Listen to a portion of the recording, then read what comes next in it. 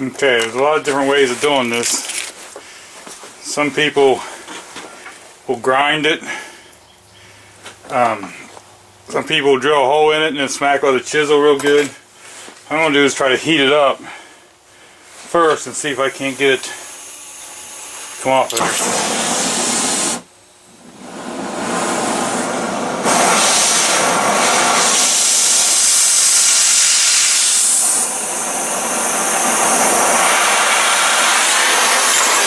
To do is just heat one spot.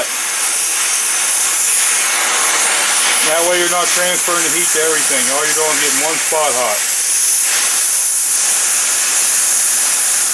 And just ought to let this thing expand.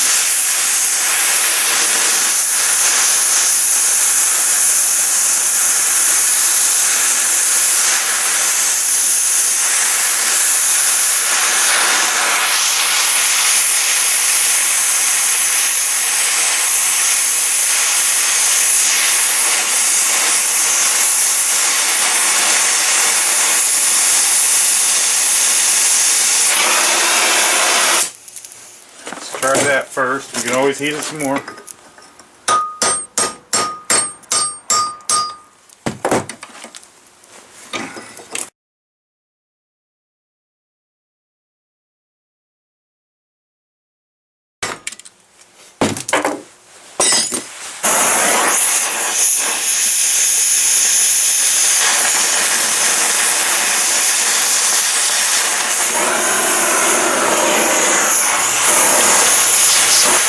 Okay, so it'll cut a little bit.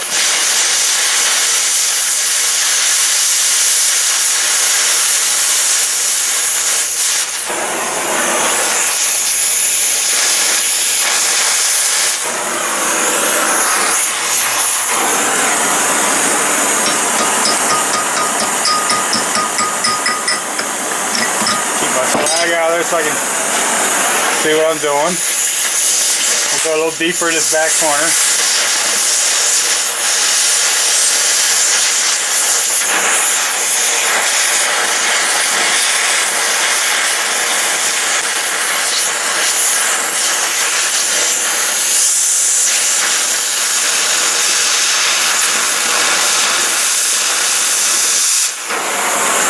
Do this, you want to try to make sure that you don't get the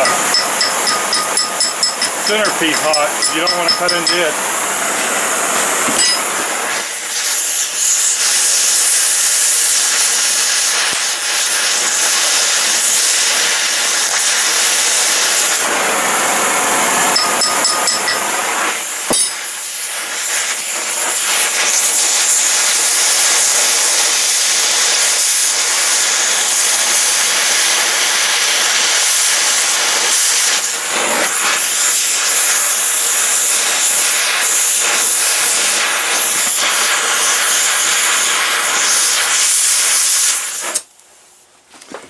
See if we can pound that baby off there.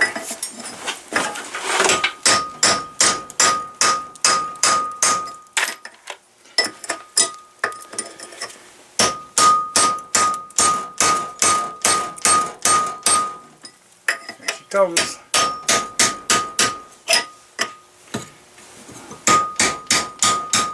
See, if you don't have torches, you can drill this. Because this is awful hard. If you drill a hole in it, take a chisel and smack it, they usually break.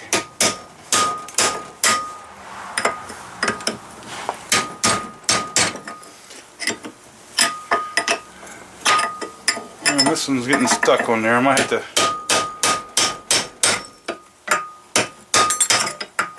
kind of hit and walk it right out of there.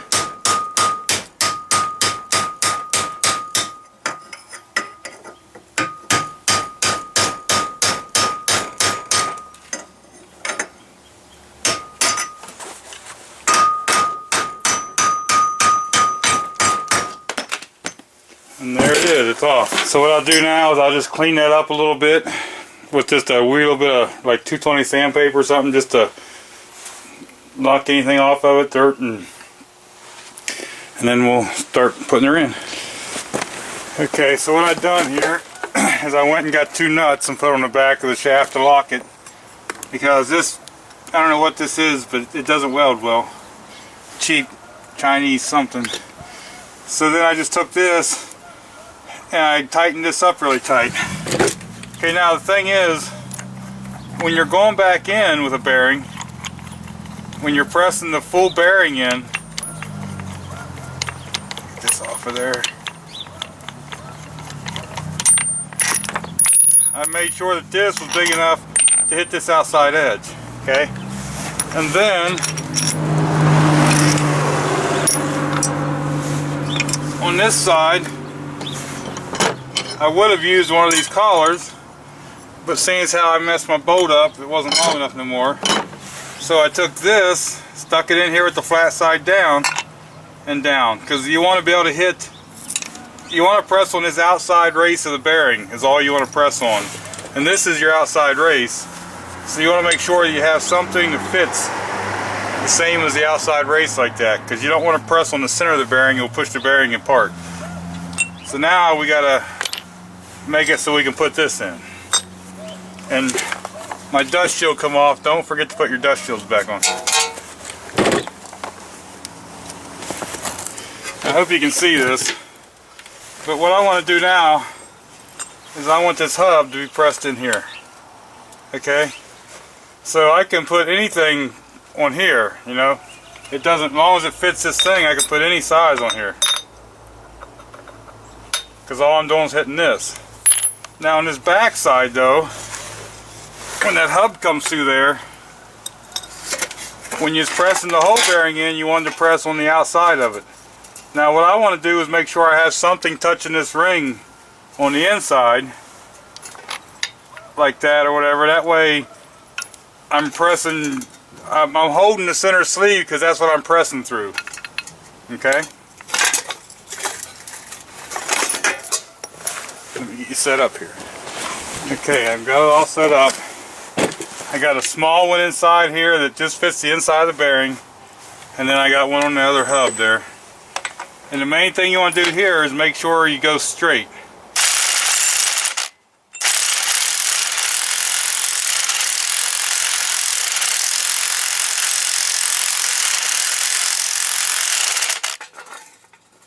You want to look at it and check once in a while to make sure you're still going straight.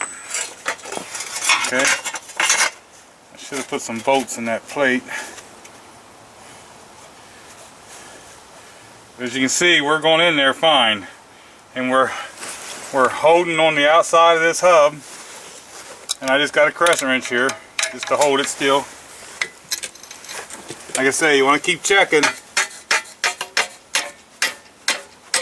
because you want to pull as straight as possible on that thing.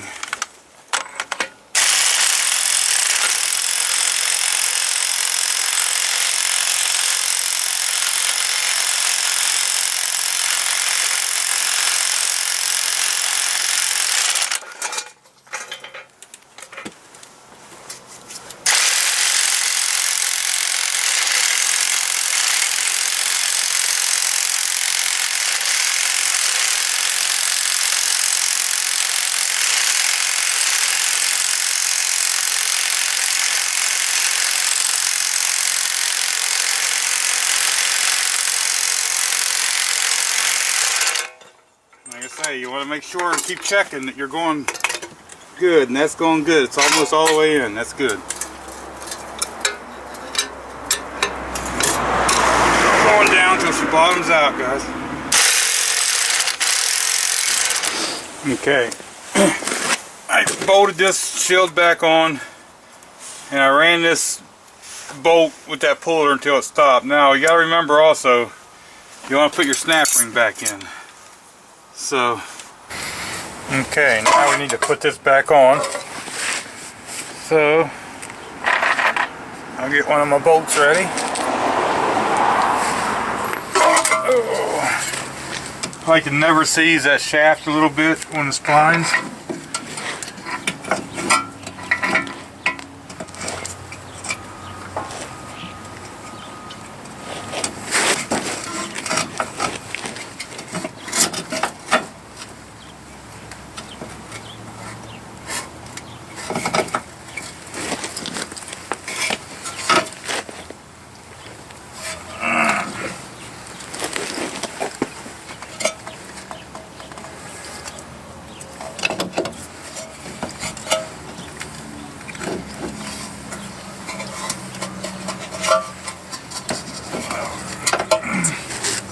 Okay.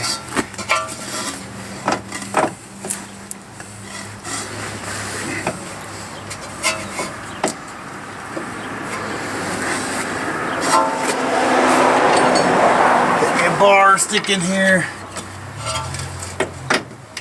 because we don't want to get down far enough.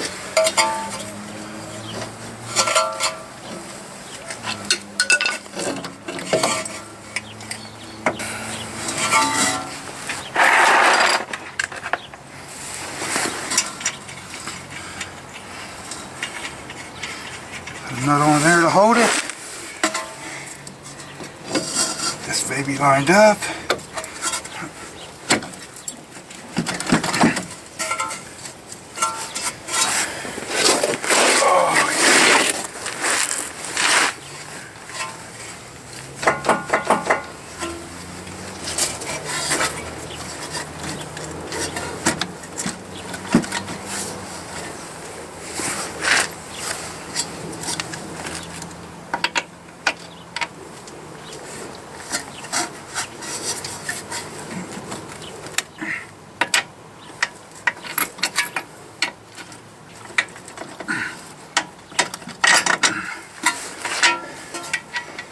There's one of them in.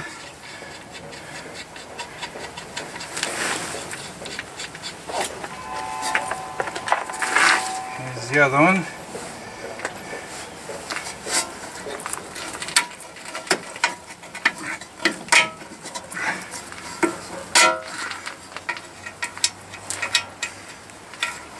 And these ones seem to only fit in one way. So we're good with that. Go ahead and tighten them up.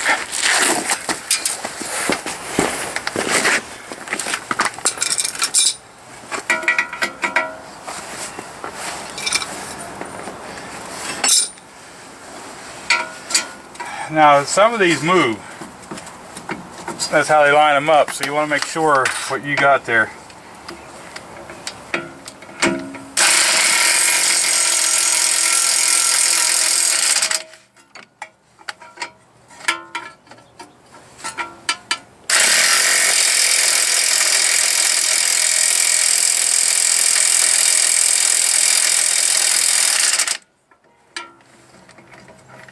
Okay, now we need to get the other nuts on the bottom of the ball joint and the one bolt. You can see this, but I set the tie rod in back in. I'm going to take a little drift.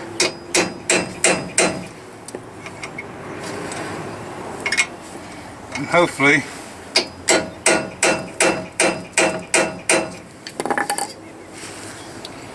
it goes right in.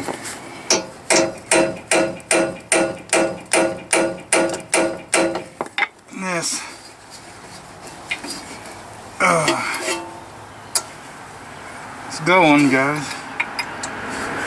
I think my drift might be a little bit big. Okay, what I've done was I just ground it in a little bit on the punch so it fit in there, and then it knocked it right out. So then you want to get this in there. And remember, these are on a tapered seat. So if they do try to spin the stud on you, if you just press down on them, most of the time they'll do it. If not, you might be able to take a bar and pry down a little bit. You're trying to smash the taper into that seat. The other thing to remember is when you're done here, you want to make sure you get it lined up to put a cotter pin back in.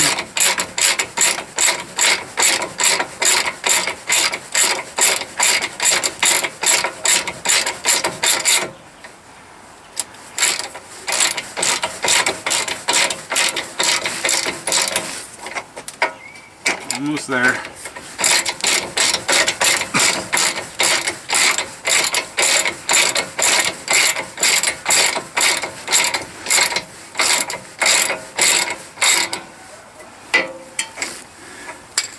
Okay, so I'm spinning. Okay, I'm not sure how well you're going to see this. What I'm going to do is get me a bar right here. Put weight on it.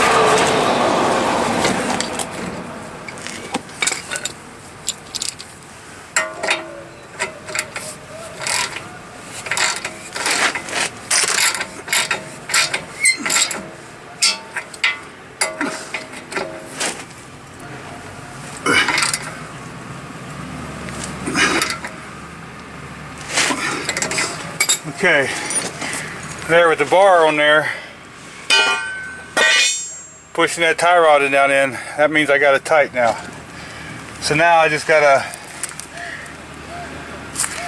look in here, find the cotter pin hole, and just put a cotter pin in it. Okay, we're gonna put this bracket back on now. One of the things I forgot to show you, and maybe I still, when you put this nut on, look up the torque specs and torque it with a torque wrench. This one is 215 pounds. They vary, some of them's 150, 190, I mean, just depends. But that's critical to how long your bearings are. So remember, after you torque that, always put that little tin nut on there, the retaining nut, and the cotter pin back in there. And the other thing is, guys, right here you can see I cleaned one already, and this one's dirty, and there's two more here, up here. Clean them off, because you want to make sure the brake pad slides freely in there, because if that brake pad does not slide freely in there, it will stick and you'll have problems with braking. So you want to make sure that is, and these are just metal clips. If the brake pad doesn't slide in there easily, pop the clip off and clean under them also. But you want to clean them up really good and make sure your brake pads don't stick, because the brake pads should just slide in, shouldn't be pounded in, forced in, or nothing like that. What I'm doing is just taking a little wire brush and just clean them up. And then you're going to want to put some silicone brake lube on them. Don't use grease, because grease attracts dirt and then it's just going to make it stick on you. So use regular silicone brake lube. This is what I use, Ultra Disc Brake Caliper Lube. And I'm going to put just a little bit on them slides, both places. And try not to get it on the rotor. And just a little bit will do it. And then you can put your brake pad in. Okay, you see these little clips right here? Them little spring clips. I put them back in. They're anti-rattle clips. So now you just slide this over. Put our two bolts in. One on the top, one on the bottom. Now when you tighten these bolts here up, they're not going to go nowhere, so you don't have to tighten them like there's no tomorrow. Just good and snug. Okay, now your wires for your anti-lock brakes and stuff, you want to make sure you route that all back the way you found it, because you don't want them dangling around out there getting caught up in the wheels and getting ripped off or nothing like that. So I have this one, I got one right here, which I can't do with one hand, and then I'll take this wire back up and clip it in where it's supposed to, and I'll put my two inner finger bolts back. At this point, I've got this anti-lock brake wire hooked back up everywhere it belongs. You want to make sure it's in there good so it don't get caught up. I got everything bolted back, got the brake calipers on. The one thing you do when you push these back, you do want to make sure you hit your brakes a couple times before you go anywhere to get your pedal back. Everything's all buttoned back up, so the only thing left to do is the wheel, put the wheel on, and I took them to get new tires, so I'll have to do that later. Now I can go do the brakes on the other side.